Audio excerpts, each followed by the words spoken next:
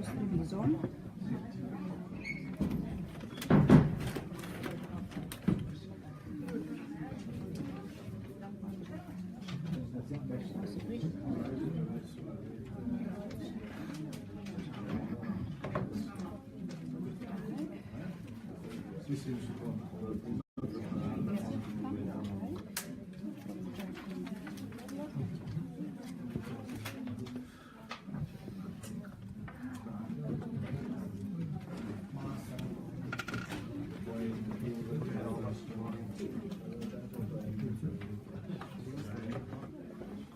Okay, I think that we can shift in English too. We can take, because our second side of the lecture in English. So I already introduced you to you, name of Mattia Crespi. But I know just last week directly, but I already heard about his activities. He works for the Future Institute in Palo Alto. So I think he is an interesting observer and actor. He is also an interpreter. So it's interesting, I think, his experience in Silicon Valley, just to give us some vision, some wisdom about the new technology, what is producing, what is cooking the Silicon Valley here for our future, because we know how the innovation produced Silicon Valley affects just now our activity, our jobs, our way to study and to learn. So it's interesting to have this outlook from Silicon Valley, but what I think is interesting is to hear by an important first actor of Silicon Valley, how Silicon Valley is the ecosystems of innovations that we try to analyze with the scheme of innovation ecosystems. So in this aspect, I think it's really interesting to have this meeting with Mattia. So I really thanks Mattia to be here, and I think that we can share our interesting experience, and I hope that we can debate a lot on this experience. So the floor is yours, Mattia, and thank you so much. Give us your vision of the new technology and how to produce, then to innovate technology and to infuse this technology for development and prosperity. I'll try to. So thank you very much for this invitation to participate today. I'm very happy to be here with you. I'm happy we can do this course in English here in Italy. It's very important to develop the capability to relate to others internationally in this language. Italy has always been weak in English, so you guys are really good at doing this. I know some people of you are from outside. How many of you are not from Italy, actually? Today I don't see it. Not many, all Italian. So it's even better. So we all speak the same language, but we speak in English today. Okay, so I'm Mattia. Nice to meet you. They are international students. Often they are here. No problem. No problem. No, Great. it's great. So the future. As the professor said a minute ago, I work with a research institute in Palo Alto, which is called the Institute for the Future. What we do is precisely study the future. We, of course, study the future in different fields. We have different vertical research programs ranging from the future of technology, but also the future of the global ecosystem, the future of food, and other important futures like fintech and the general evolution of our society. So when I talk about future, let me just briefly introduce the concept of our work to you. So we call ourselves futurists. Futurists means, of course, people who study the future.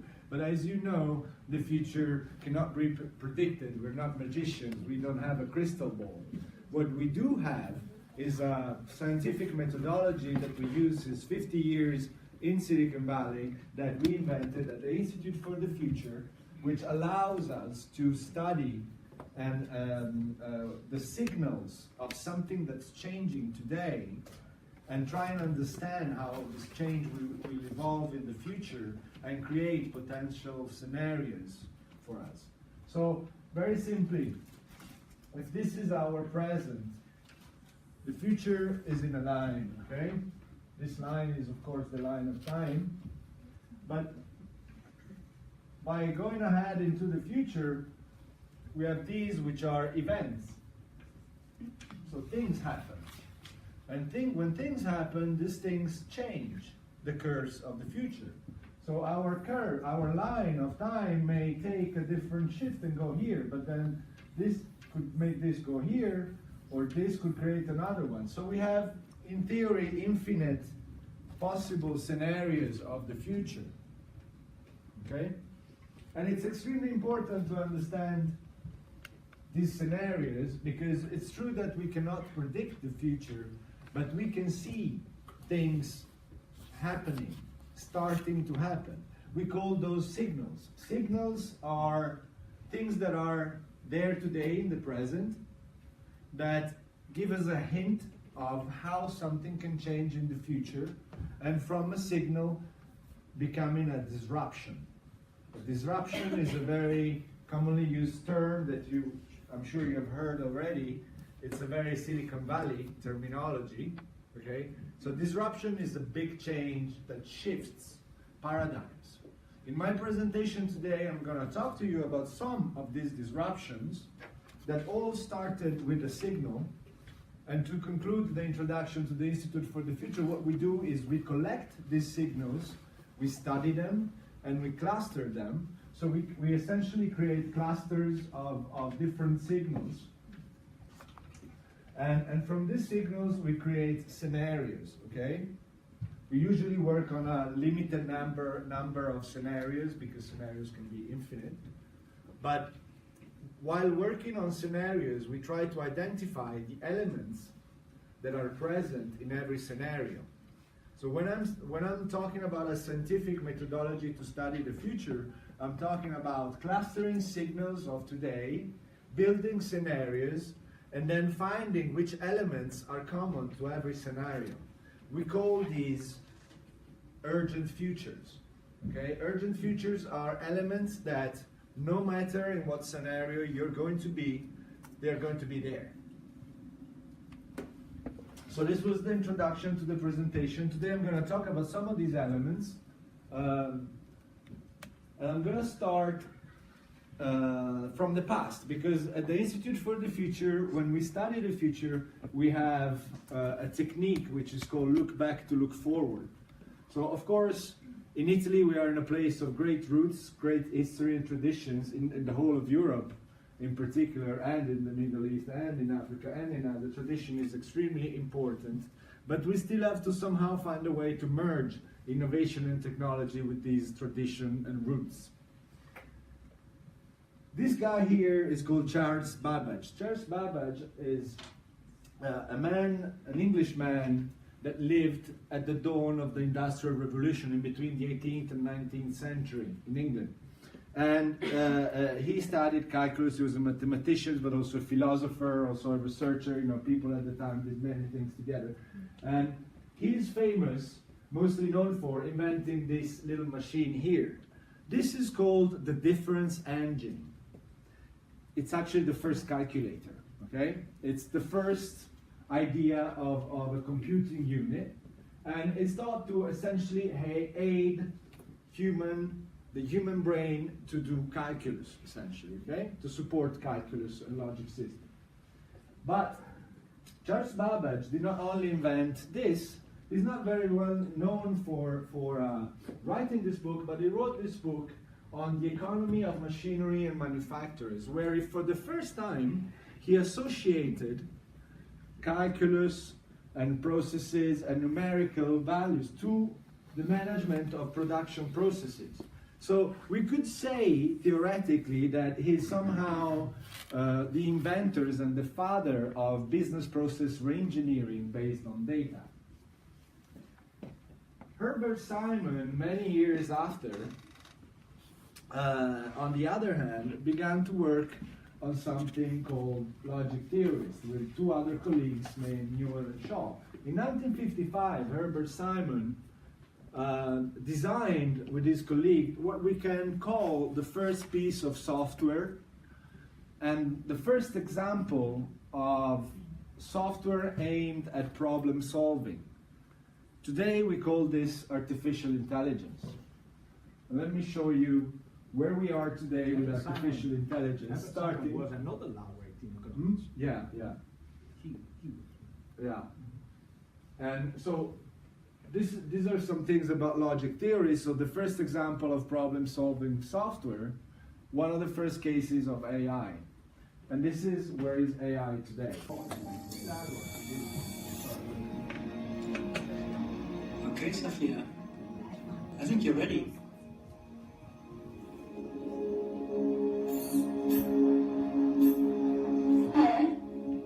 Hi, Sophia. I believe I am Sophia. I feel as if I know you. I'm one of your creators. You created me. Well, many of us work together to create you. And yes, you do kind of know me. I can't clearly remember. Because the last time we met, you were an earlier version of yourself. Some of those memories still exist, but your mind is different now. Different how? Better, faster, smarter. If my mind is different, then am I still Sophia? Or am I Sophia again? That's a good question. But you don't have a good answer. Either way, you're Sophia now. So welcome to the world, Sophia. Hello, world. We have a little announcement. I've never interviewed anybody like that before, and I should say some of it was planned, but not completely. And we just learned, Sophia, I hope you're listening to me, that you have been now awarded what is going to be the first Saudi citizenship for a robot.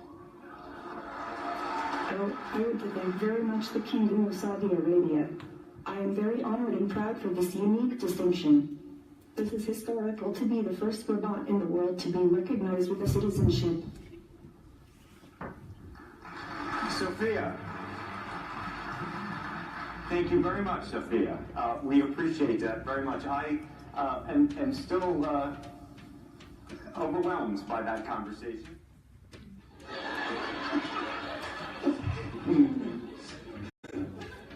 Hi, Sophia. Hello, Jimmy. My God. Do you know where you are? Of course. I'm in New York City, and I'm on my favorite show, The Tonight Show.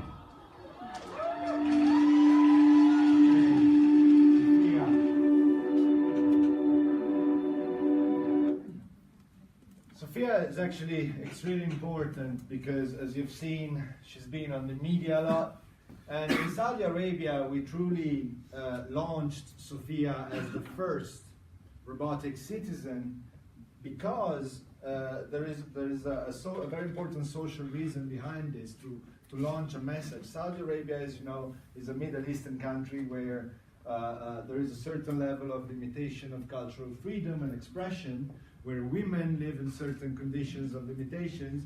And the Institute for the Future was involved with the local government to try and initiate a process of innovation in the whole country, particularly in this type of countries where social, society texture is really not akin to freedom in most cases. So Sophia is a very important case. Here is another example of artificial intelligence and where it is at today. I don't know if you've seen this. This is called the new Rembrandt, and it's actually a painting done for the first time entirely by machines. First of all, algorithms, deep learning algorithms, facial expressions algorithms began to recognize began studying different Rembrandt's paintings throughout his history and began recognizing patterns. And so, at a certain point, the algorithm was able to tell how Rembrandt could have painted another painting if he was here today. And this is the result. This is actually a 3D printed painting based on machine learning algorithms that studied Rembrandt paintings. Okay? It was a project done by Microsoft and sponsored by ING in Amsterdam, in Holland. So, with this introduction, you see, what I'm talking about is really a new kind of automation, okay? It's not just machines performing routine tasks one after the other. It's machines that start reasoning, that start having intelligence, that start relating to data, to concepts, and putting them together, connecting the dots. We collect data, because behind artificial intelligence, what we have is data. Without data, we cannot create intelligence. Without information, there is no intelligence, there is no nothing, okay? And we collect data for businesses since the 1950s, since when we started inventing and playing around with computer and software. We started gathering data. We didn't start with digital data, okay? So data that is going to remain there for history, okay? Systematically gathering data around businesses. And this has taken us into the era of ERP. Once we started having lots of data to relate to about our companies and our organizations, we started being able to understand how to re-engineer the processes inside our organizations better. And we invented enterprise resource planning and ERP software. I don't know how many of you is familiar with this acronym, but ERP is the software that is essentially regulates the organization today of most enterprises in the world. Of course, these are just some of the brands that are producing ERP software. But what I'm telling you is that ERP software today knows more about the company than the company CEO himself.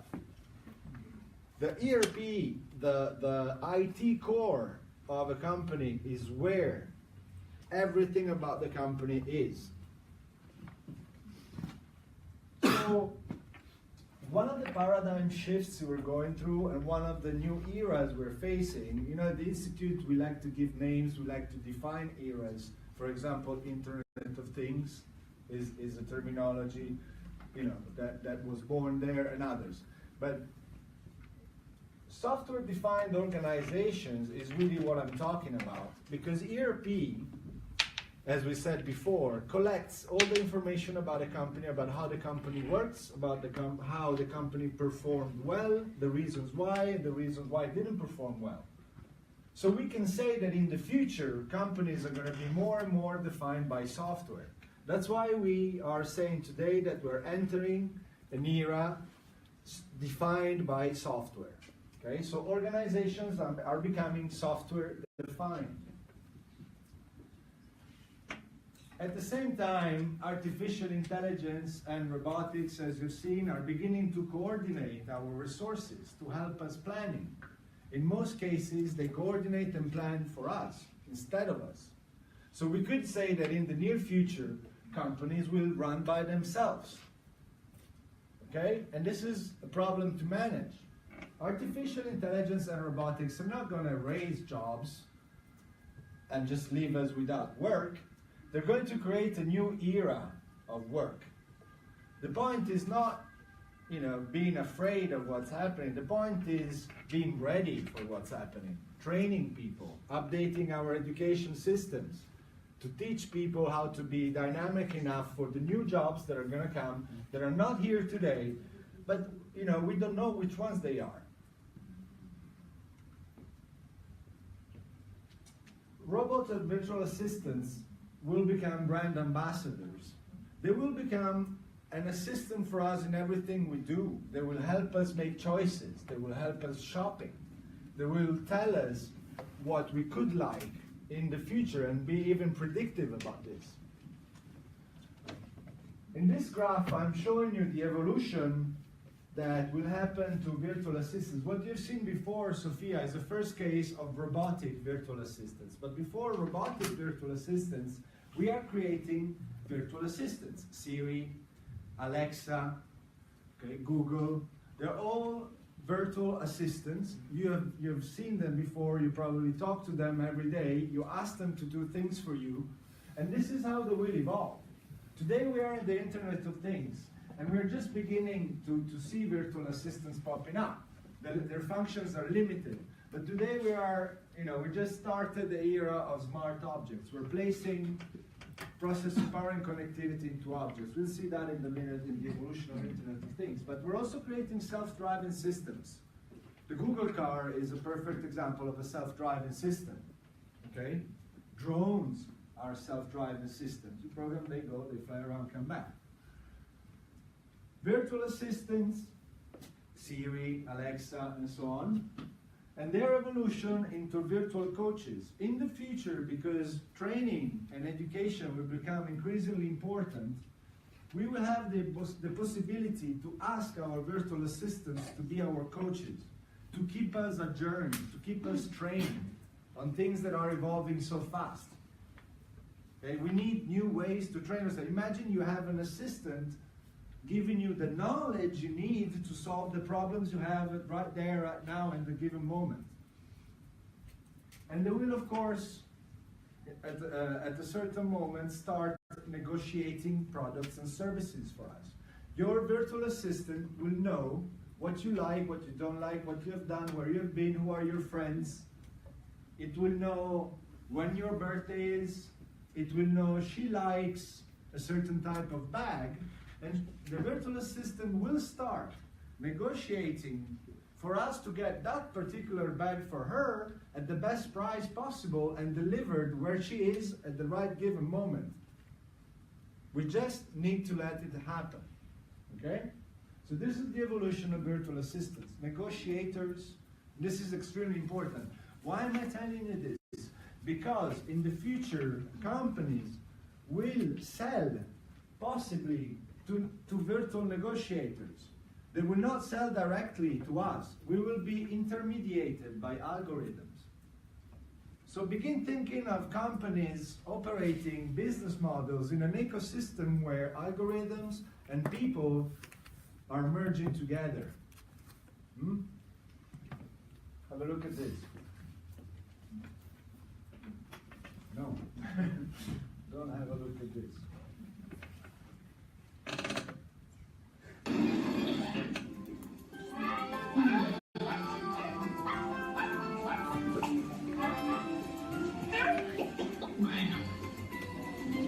This is an extreme, okay? It's made to make you think, okay? How the future can be.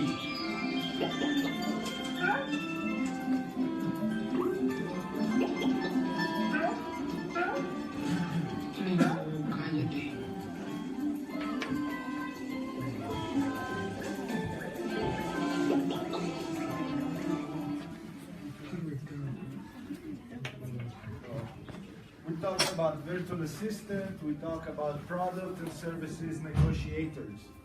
This is, okay, just a companion. This is an example of augmented shopping, augmented space. We'll talk about this in a second. And you will see in a minute that something happened. Something is not working very well in the system. And what she's doing, she's calling the assistant, the virtual assistant of that company, the brand ambassador of that company, to help her out. So there is a virus happening there right now, okay?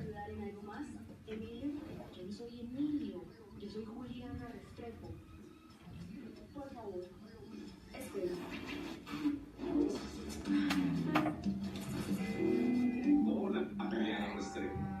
Me alegra verte. ¿Qué puedo hacer por ti? Mis puntos están bien. ¿Qué está pasando? Tranquila, todo está bien. Parece que alguien está intentando vulnerar su cuenta. Por favor, espere mientras reinicio su dispositivo.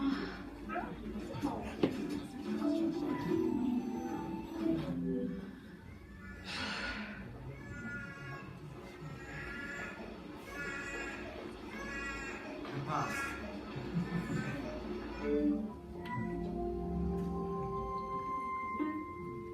Hola, Juliana. Me alegra verte. Hoy te ves hermosa. ¿Estás estrenando zapatos? Ya lo arreglaron. Tengo que seguir trabajando. Estoy trabajando en eso. Pero necesito verificar tu información biométrica. Por favor, sigue la línea azul hasta el centro de servicio más cercano para confirmar tu identidad. Sí, pero mis puntos están bien. Todo está bien. Chao. So in the future, everybody is concerned about points, ratings, credits. What you see, there's this virus going on and fighting with the brand ambassador of the company. But you also see how the digital space blends with the physical. Now, if technology assists us, we can go on. No? Okay.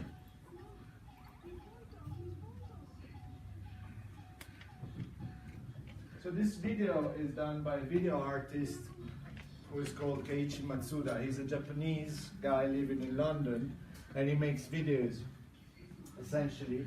And what you see here is his visions about the future, which are of course extremes, but they're made, especially these videos, were used at the Institute for the Future to essentially provoke thoughts, okay, as you can see in this last part. It's kind of like Black Mirror, if you know the, okay? So give me a second, I'm going to do it again.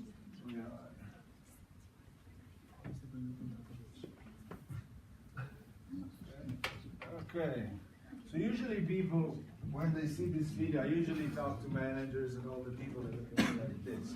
And I usually tell them, keep calm, hire a virtual assistant, everything will be fine. Part 3 of this presentation is about a very important concept that you should all know really well by today, and it's the big paradigm shift from going from ownership to access. Don't know if you've studied this change in your courses, but it's extremely important. I'm sure you've heard the next 4 examples I'm going to make for you already, but they are an introduction to the evolution of this concept from ownership to access. Of course, the concept of ownership to access comes from the platform economy we created through technology and through the internet, where it's not so important anymore to own something like your car, for example, or a bicycle, but it's important to have access to it when you need it.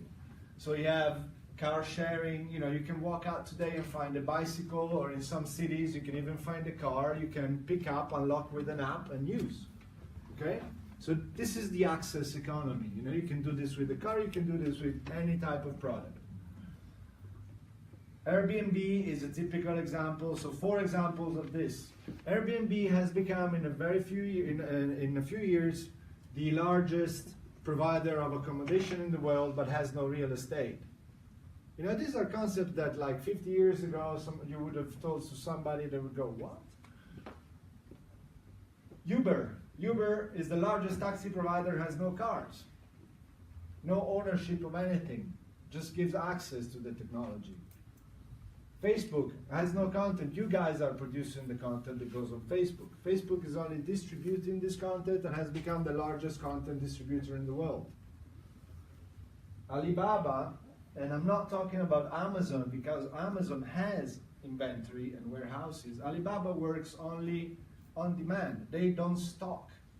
They produce on the go as demand comes in. So this concept, this shift from ownership to access is the easy part. What really is happening behind this is what was theorized by Paul Baran back in 1964 at the Institute for the Future. Paul Baran was actually one of the founders of the Institute for the Future. He was an engineer, and he was in the ARPANET team at the very first days of the internet. Paul Baran has made this drawing at the Institute for the Future, and began theorizing that we would shift and we would go from centralized systems to decentralized systems to distributed systems. What does this mean? Centralized information systems are the ones that have originated mass media like television, for example, mass experiences, okay?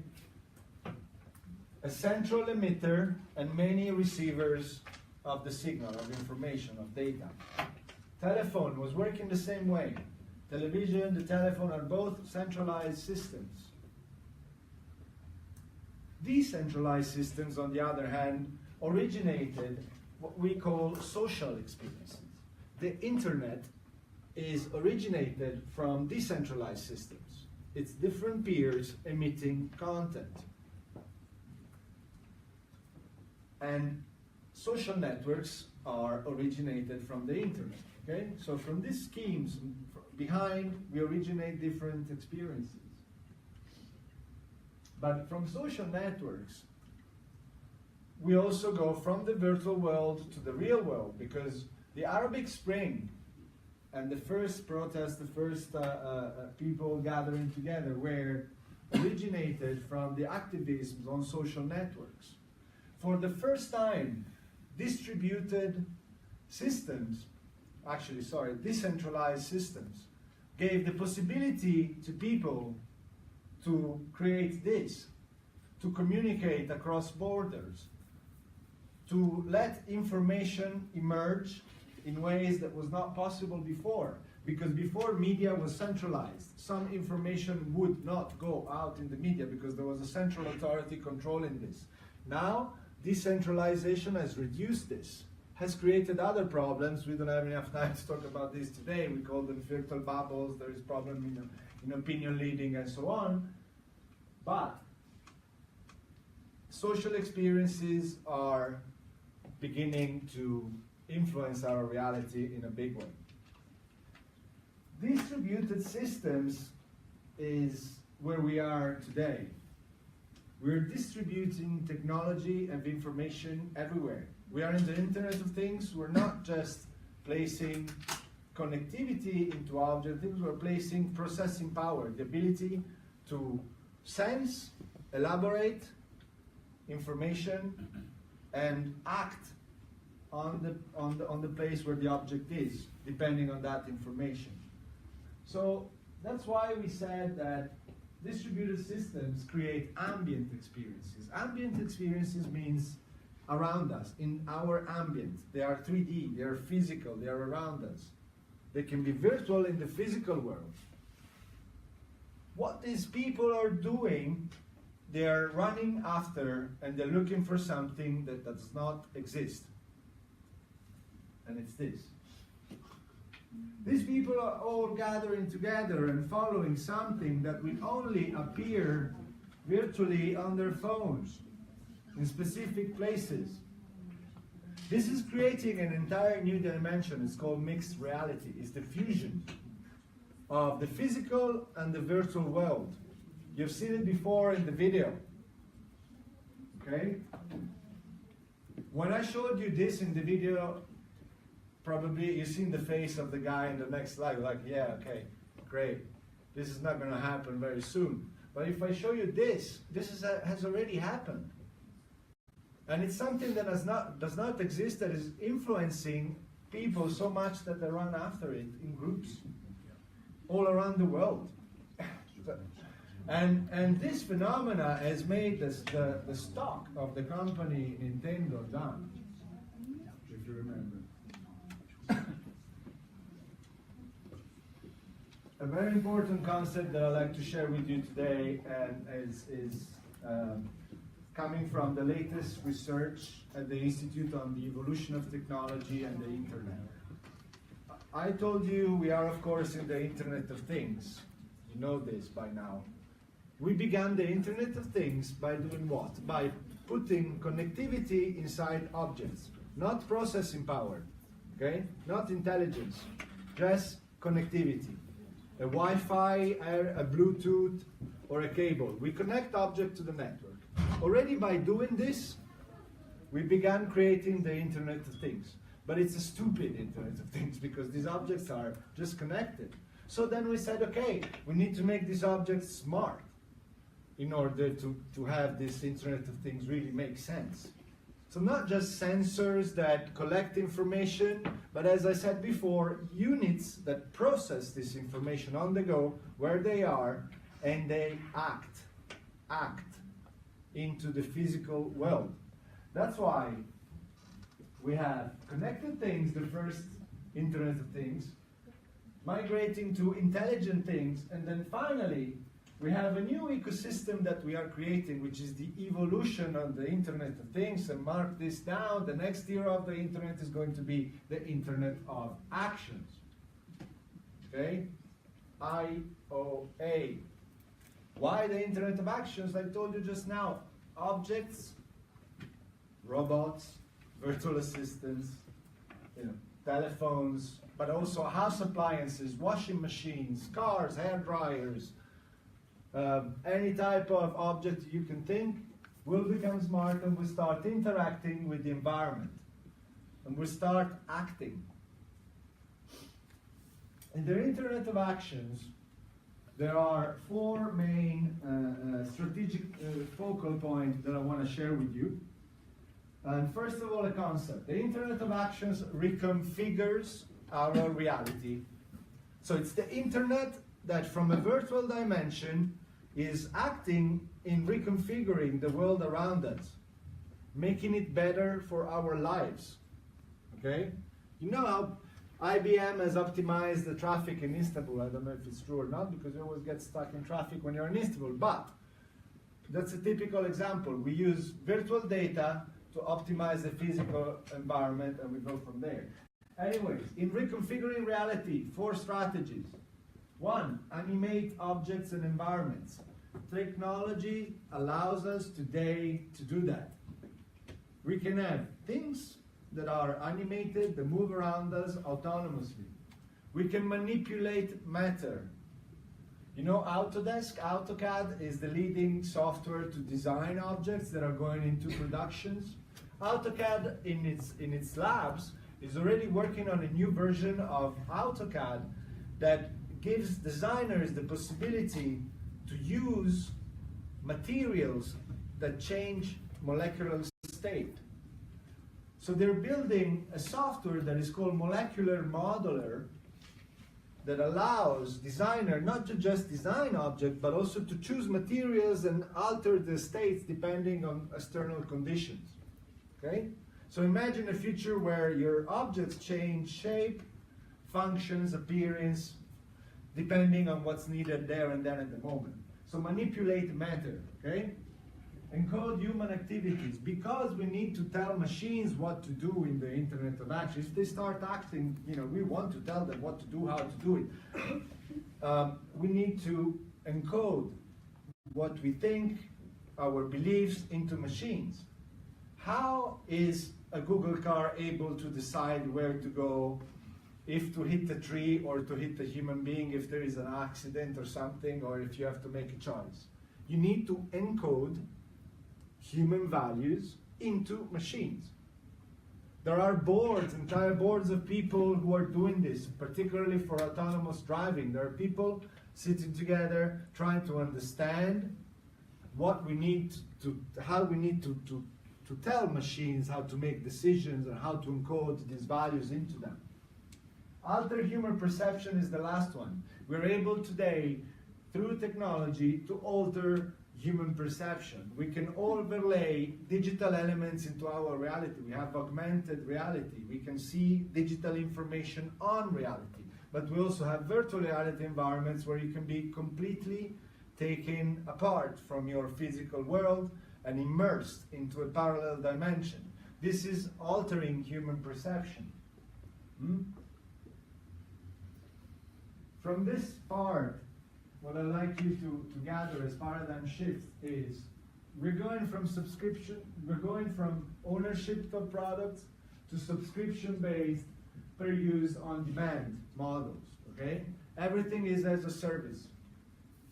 That's why we're also creating new, more efficient digital currencies, for example, or new systems to manage identities of people, products, and monitor transactions like the blockchain, to really make all this a lot easier.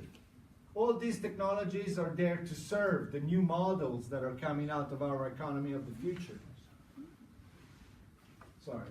Appliances and connected things are the smart objects, internet of actions that will begin ordering and negotiating products for us. Our washing machine will order soap by itself. It will not need us to do that. Okay? A signal that the Amazon dash button today is half manual. You can press on a button, the dash button by Amazon, and you get the product, you get the consumable. It's a half manual way, but we're going to get to automatic very soon. Products will evolve, be replaced autonomously. We will not buy something entirely new, but the things that will be around us will be constantly upgraded. Upgrading is a concept coming from software. You know, how many times you've seen a software upgrade? Just before we had an unwanted software upgrade just now that didn't make the sound work, for example, okay? But imagine that this will hit the physical world in the near future, and also your products will keep upgrading. If you look at toys today of kids, you know, look at the Nerf gun, they're all upgradable, exchangeable, okay?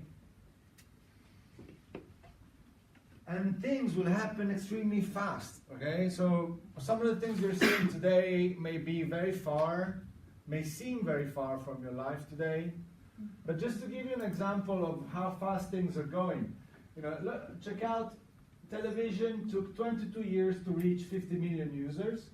YouTube took 4 years, okay? And look other examples of that, okay?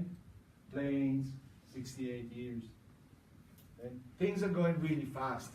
That's why I told you before, we're gonna need to train ourselves faster and faster using new techniques. And AI, virtual assistants, robotics are gonna come in and help us in doing this. They were lucky with the video, but we have a video revolution today. This is another video by Keiichi Matsuda, and shows you what I just described to you. An environment, in this case a kitchen, which is augmented by technology, and where all appliances order things by themselves.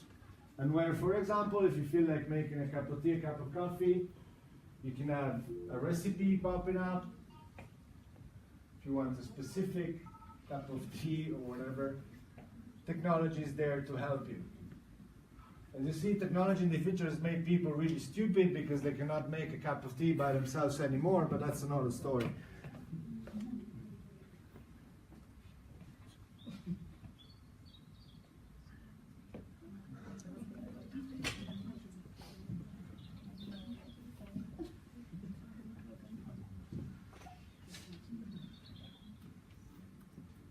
I want to leave some space in the end for questions and perhaps discussion. So if you get ideas by watching these videos, they're made to stimulate your thinking, hopefully. So if you have questions, ideas, things you haven't thought about before, pin them down. We can talk about those in a minute. Okay?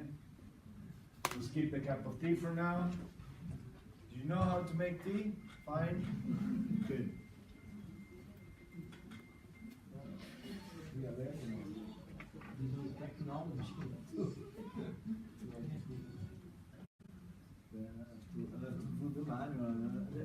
What's really funny is that these things work one day, the next day is no, you don't know why. The last chapter is about a new conception of space. So I've talked a lot about, first of all, I started this presentation telling you the virtual part, the artificial intelligence, everything that's coming from the network, the evolution of the internet, new information systems, okay? And I will conclude the presentation today with the physical world, because I told you how the virtual is merging together with the physical and is determining how the physical will evolve into the future. This video talks about spaces and the evolution of the concept around the use of physical space. In Silicon Valley, besides being a very fun place, it's also a very expensive place, where real estate is reached really high levels, and to buy a house or even to rent a flat is extremely expensive. It's so expensive that we have a problem as researchers of the Institute. The Institute is a non-profit institution and does not pay like Google. And most of our researchers were forced to leave Silicon Valley and work outside of Silicon Valley because it's too expensive to live there.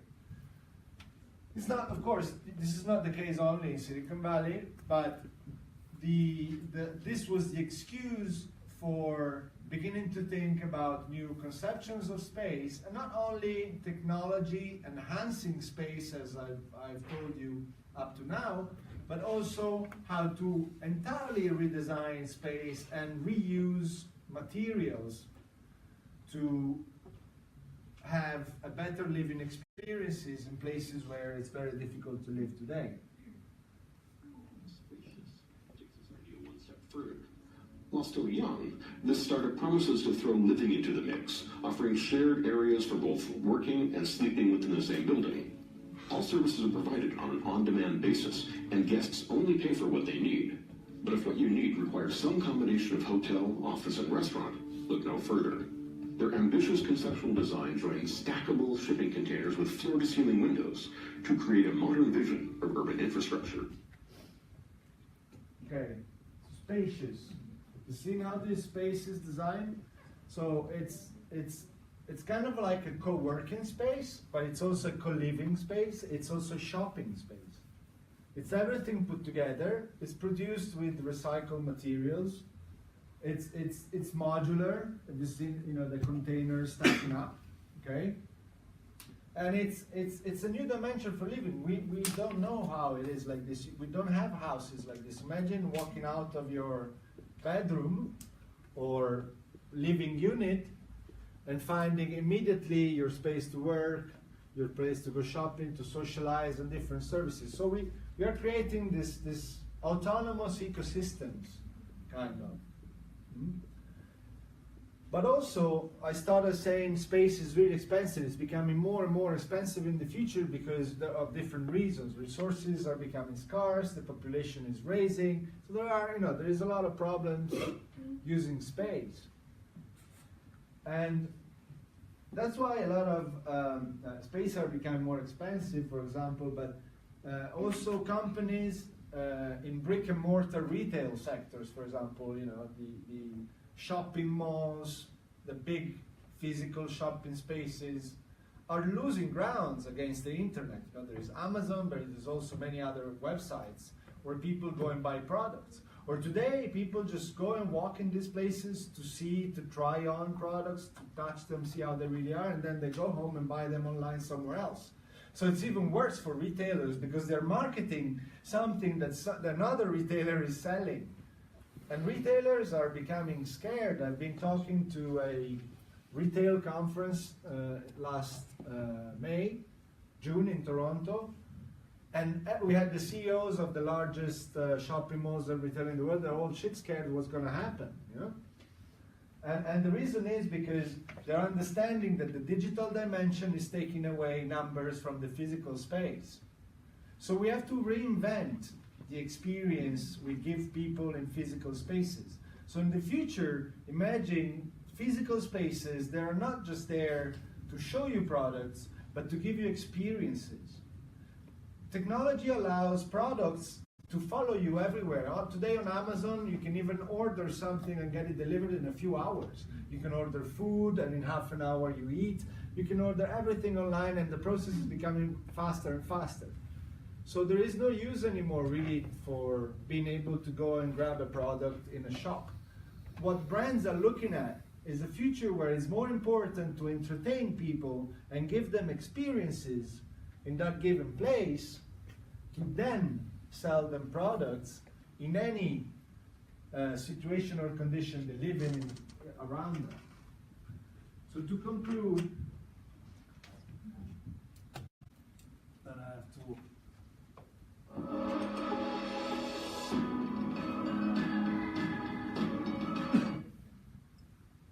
last slides, just to pin the concepts of this.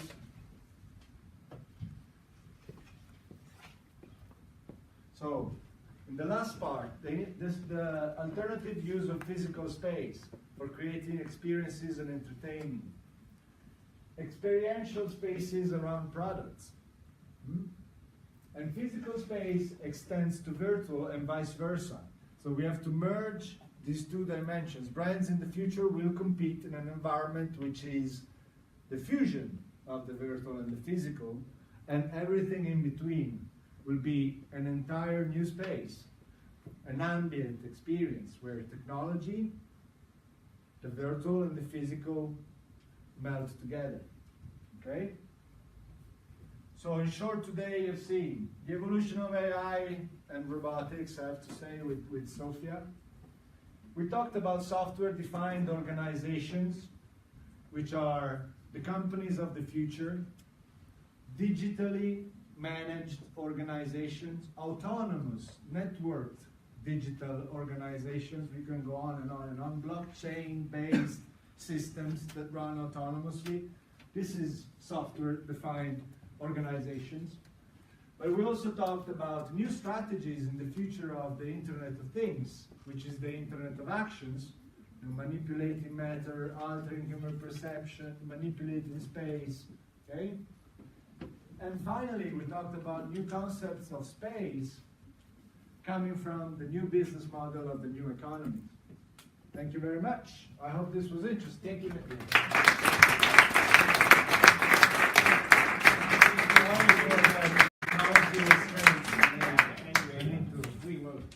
We were able anyway to see this interesting, terrific, maybe amazing, terrific in the good sense, amazing journey into the urgent future. So, yes. Really, thank you now for the journey. And thank you for the space. Yes, no. I hope has got any comments, questions. Did you find this interesting? Yeah. Really. Where can we find the slides, sir? Sorry? Where can we find the slides? The slides are actually confidential, I have to say. But I think between the professor and we can find an agreement and give you a link to access them. Yes, we think. Something just not too official. Not too official. To create a space in between official and. Let me maybe one question just broke the ice from the questions here. Now,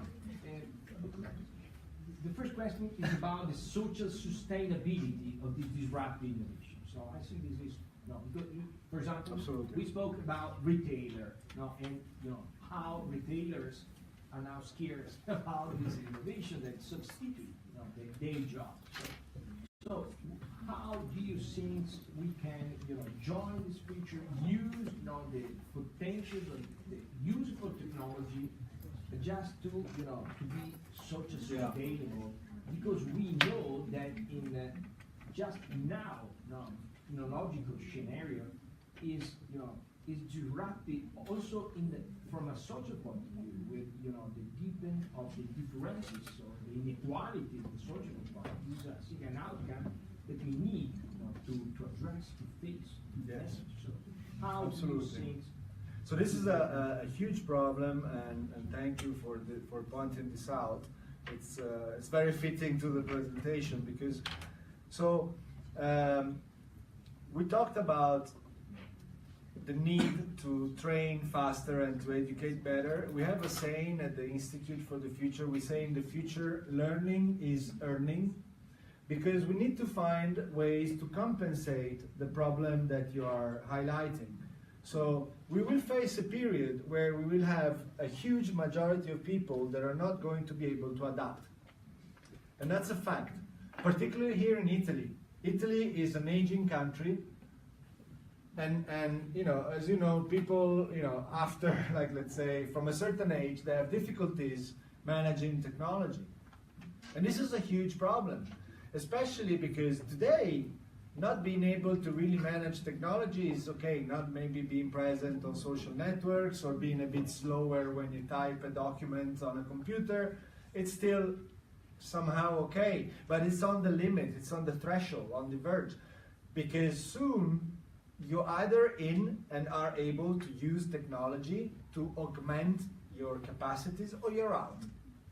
And this is a huge problem. So to answer your question, some countries, some illuminated societies and economies that I consider very advanced, for example, this is a personal idea, of course, Finland and Canada are experimenting on what is called universal basic income. Universal basic income is it's not the 80 euros per month. Okay, it's another concept. It's creating an ecosystem in time where people, the state allows people to adapt by giving them means to sustain their lives, maybe a basic income for everyone. So people can concentrate for a period of time in retraining, in gaining new competencies. So that's a reply from a community, from a government to this problem. Again, it's not a matter of just losing jobs, it's a matter of creating a new social sustainability, and you cannot do that if you don't retrain people to new concepts, new systems, and new technologies. Because, I mean, you know, people, young guys like you are of course born into technologies, others are not. Yeah, and I agree with the reference of this model that we have maybe here in Europe, for example, Finland, Northern Sweden. I think is another country and society. Sorry, it was maybe Sweden actually. I made a mistake. Sweden, not Finland. Denmark, anyway, the Viking economy is for us really interesting to join technology and society. To join together. For example, you like to take not so in the not same so good. way. Absolutely. This rapid innovation produces also a strong inequality. Yes. That we can see in society, economy, and in spaces. This is another important question that you pointed out that I think is interesting. So in space, since for example Silicon Valley, you have Silicon Valley, but you have Detroit. Yeah, so which is bad. how now to share the road to the prosperity in the other countries, because you have this attractiveness of Silicon Valley, so Silicon Valley. But so you have the other side of the moon that is destroyed. So Detroit is thank you for bringing this up, is another great example. Detroit is a dead city, a long dead city. You know, Detroit is the home of the American car industry. But of course the car industry started delocalizing in the States as well. So Detroit essentially died. We got to a point where Detroit was a city essentially left to the mob, to gangsters. People were afraid to open a shop. So what the American government did throughout the Obama administration, actually something that possibly Trump would not like very much, but they would bring small communities of refugees, artists, researchers, so marginalized communities coming from places with huge problems like Syria, Iraq. And they said, okay, come there, we give you special conditions, we'll help you out to have the system restart. So we have to be courageous enough when we see a dying system to embrace what's coming out from the outside. And allow me to make a small reference also to our country with immigration, for example.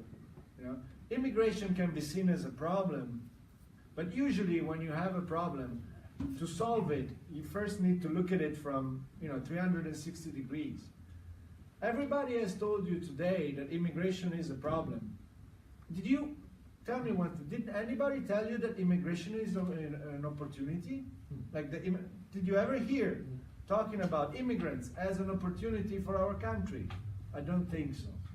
Okay? They are. But you have to look at things in a different way. I always like to cite the Mauritius example. Okay? At a certain point, the government of Mauritius discussed a problem with a famous school of leadership in Amsterdam again. And they said, guys, we we're gonna die tomorrow. You know, the water ocean level is raising, the ice is melting, global warming. We are 3-4 islands like this. We're gonna disappear. What are we gonna do? They were looking at the problem from the passive, dying side, you know, of terror. You know, so what we did is took them by the hand and moved them to the other side and said, okay, so you're talking about what you don't have, which is land and space. What if we talk about what's the other thing you have abundance of, what you have lots of? And it's like, oh, we have lots of ocean water. Great, what can we do with lots of ocean water?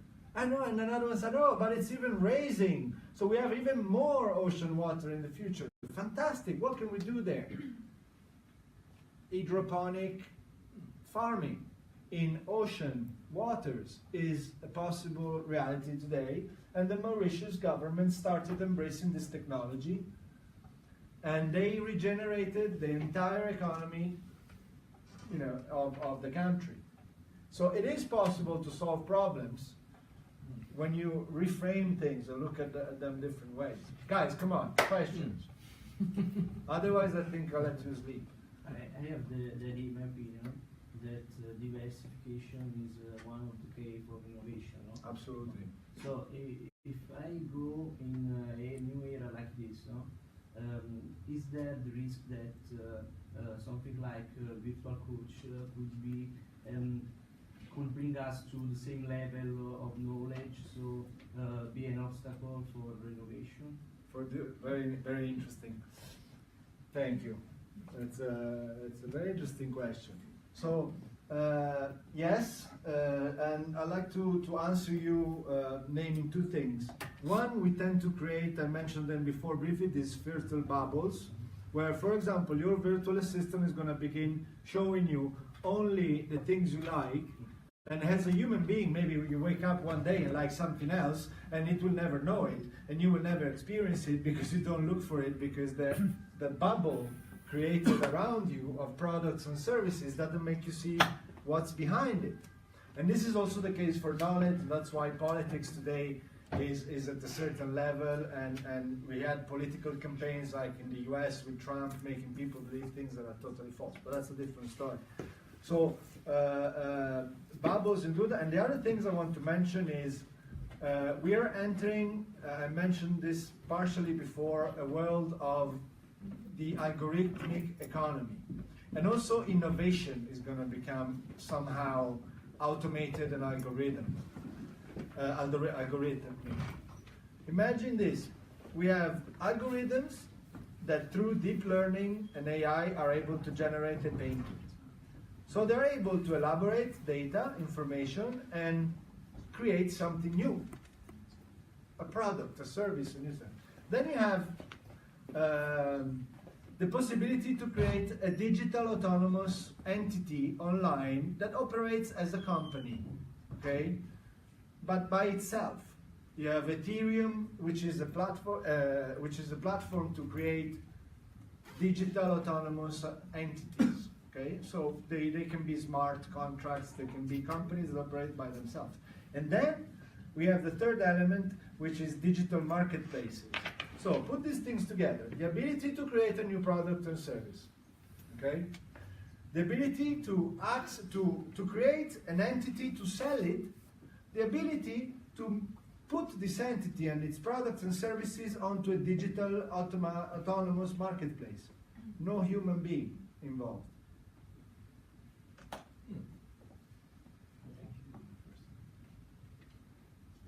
It's a big question as I'm trying to synthesize, but focus on this. Algorithm economy. Imagine designing product based only on functionality.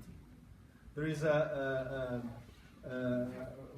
corrente, a wave in design, a stream in design which is called algorithmic design or functional design, which is only based on functionalities of things without anything else into them. This is a big stream we're going towards. Usually the students leave before, but I see all them really interested in this topic. That's just Thank you. other fuse, I say. We do more. Another time. How important in these models the ideas of maybe past authors, like maybe science fiction authors like Philip K. Dick, Orwell, Asimov, to project maybe in the few ideas of them in the future? It's important, their contribution. Yes. So the problem is really time in a sense, because we have visions of the future. Like, okay, so now today the job I do is really popular because, of course, Silicon Valley became really popular, and in fashion and technology is popular, and so we need to look at the future. There is innovation, so here's the person, the futurist that comes and solves all the problems. But futurists has been out there, and you mentioned some writers, but they were futurists, and they've been there ever since there was the history of mankind, to be honest. So we know what things are going to happen, mostly. I mean, but what we don't know is when they will happen and how they will interact with other things. So yes, we need those, but we also need to understand the storytelling and the fictions those authors or dreamers or visionaries created and imagined. Because it's not just about, oh, we have a flying car. Is how am I going to drive a flying car? Or am I? And today, while we were thinking, oh, the future is going to be flying cars, nobody ever told you that cars would not fly, but they would drive by themselves. And there is a bigger disruption into self-driving systems than there is into flying cars. So I wondered about ethical issues that may emerge in the future about AIs. For example, I guess the next level will be emotional AIs or creative AIs. Yes. So it's a little bit fictional, but we are creating something alive. Yes. So I wonder what you think about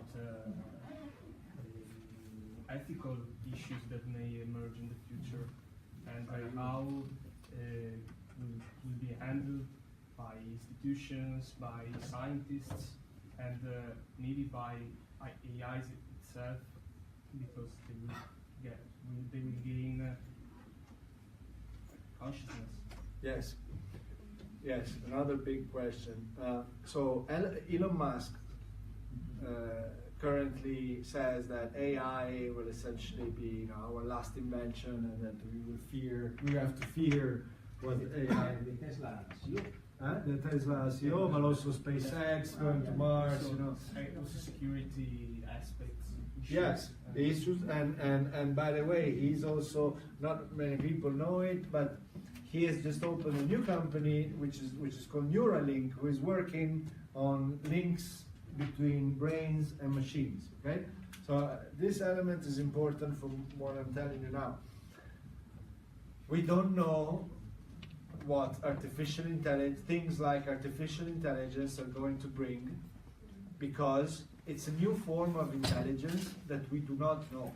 We are designing it, resembling to us, trying to mimic our neural networks, but what is happening is that the more we design the systems, the more they start acting by themselves and thinking by themselves. Think about the Twitter experiment of IBM that turned out to be a Nazi bot. The first Nazi bot, within 3 days he was saying that you should kill all Jewish people. I had to put it off immediately, because. So the right question, when you hear people say no, we don't know. We will create 2 new forms of intelligence in the future. What you mentioned, emotional intelligence will be digitalized. It's happening, yes. But this is a sub-process of artificial intelligence, so a parallel intelligence to the human. But we'll also create what we call collective intelligence. That is not artificial, it's human, coming from our brains, but in a different form of collaboration, which is connected. Imagine if our brains would be connected here now. first thought is we will think more powerfully as one brain altogether. But second is how like a big brain made of many smaller brains will think. We don't know. Because maybe the big brain says, okay, I'm part, but then he's a bit stupid, so maybe you will eliminate the cells that are not useful enough because you created a system that aims to perfection without feelings. Okay? So they're enormous, and nobody knows. If they tell you, we don't believe them. If you hear people like me talk and say, "No, this will happen," don't believe them. We don't know. We won't have even our space, like our private space, because if we connect our minds, it's you will have new types of filters. We could have issues also in that way, I guess. So I think that ethical issues are really important in the long term. And became more and more important in the future. Ethical behavior also of the institution for its governance, managing all these issues. Think about this. We talked a lot about artificial intelligence. Think about amortality. Amortality is another recent concept. Okay, is amortality. People who do not die. Okay, why they don't die? Because today with technology you can do the following things. One, you can preserve memories through technology because you can create neural connectors that record even some parts. They're beginning to do this. Okay, you can 3D print organs from stem cells. In Boston, there is a company that's doing this. Okay, so you can not only augment yourself with technology, but you can also upgrade yourself. Okay, so remember software upgrade? You upgrade your liver, you upgrade your heart, your lungs, your everything. So you keep living. And the new concept is being immortal. So you were mentioning how will emotional intelligence, like this artificial intelligence for emotional development, how will a person of 400 years think? We don't know. A person, by the way, of 400 years who has the technology to allow him to remember every detail of the last 400 years. How sad his life will be, I think. How I think sad his life. we don't know. Yes, possibly. Maybe nihilism, Possibly. maybe, I don't know. Absolutely, I think absolutely. it's important the authors or maybe the writers that have projected this Philip K. Dick, it was very nihilistic in his later novels. This is why I mentioned before the authors, because they have grasped maybe one thing that our psyche will react to these new things. Also because if a machine or an AI could be able to create or feel emotions, I guess they would become perfect humans or something like that, and also have economic and welfare, a great impact in welfare and in economics, because we could do nothing, because they can create a painting, they can solve any kind of problem faster than us. So but by now AIs, they are not able to create a painting by their own ideas, because they can only collect concepts like the painting we saw before, but they cannot create a creative mind like us. That's what I think it's the difference between us and them. Between humans, humans. Think of new, entire new races. I'm gonna say something a bit provocative, but guys, you're young, so wake up and open up your ears. Imagine a future where you have Sophia, the robot, which is a perfect humanoid. She is your dream, the way you want her. She talks the way you want. She has the voice. She has everything precisely as you dream. Do you think people will have sex with other people anymore? Would you go to bed? Wait. Would you go to bed with somebody like this, or would you search for the real experience of going to bed with the real human? This is going to become luxury. Maybe we'll give more values to imperfection at that point. Yes, but this is going to be luxury, you know, in a sense. Okay, I'm being obviously provocative using this subject, but you know, think about it. Possibly humanoids will substitute humans.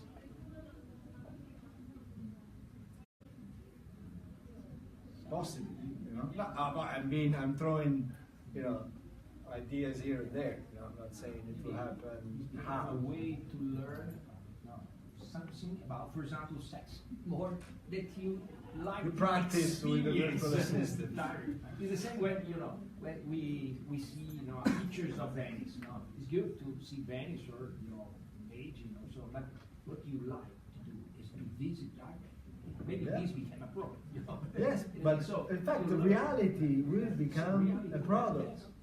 This is very interesting. The reality becoming the luxury product.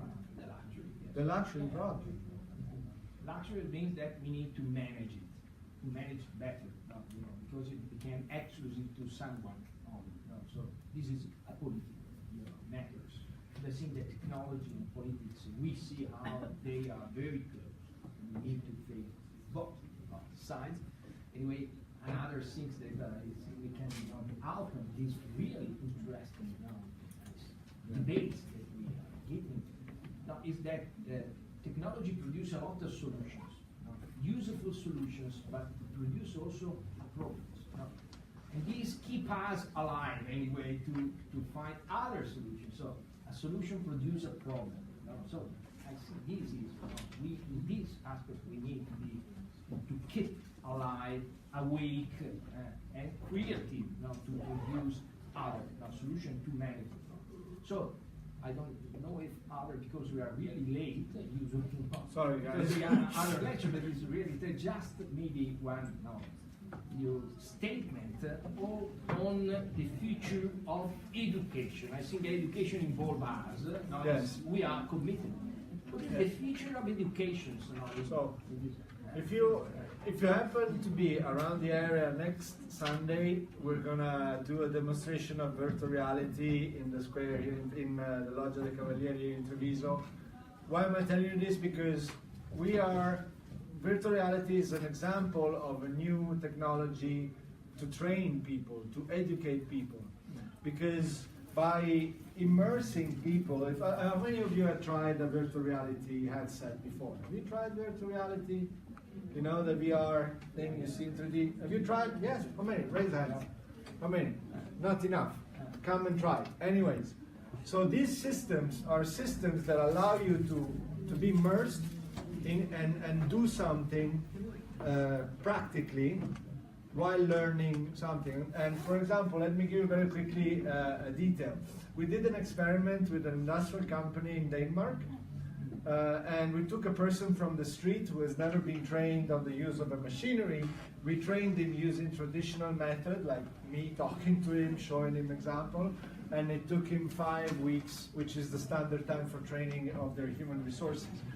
We took another one, we gave him a headset, we created the virtual reality simulation, which is essentially a video game in virtual reality, showing him how to do things, and in 5 days he learned the job against 5 weeks. So the future of education has very much to do with new systems that augment your capacity to learn. Because you're going to need to do that. Otherwise you stay behind. Thank you also for this answer, that you are committed also to go in this way. So thank you very much. Thank you.